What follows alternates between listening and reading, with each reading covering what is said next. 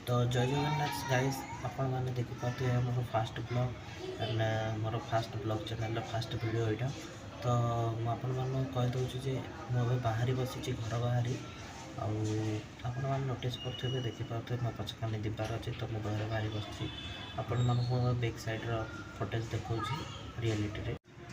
तो गाइस देखूँ यहाँ आम सीढ़ी आम घर आमर जो बैक साइड गली। तो मुझे बस आप देखते ये छत को जावाई सीढ़ी।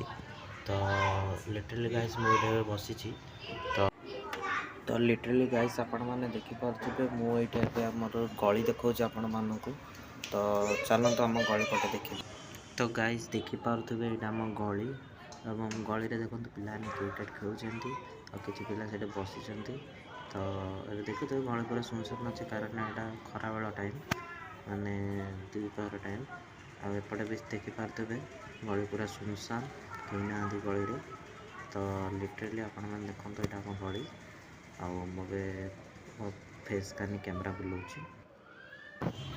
तो गाइस मु कंटेंट विषय तो किसी जानी आपण मैंने कमेंट कहतु मुझे कंटेंट कर वीडियो बनैबे। बस फास्ट वीडियो में एति आपण मैंने देखुँ आज ब्लॉग स्टार्ट कर मैंने सपोर्ट देते मुझे आगे बढ़ी।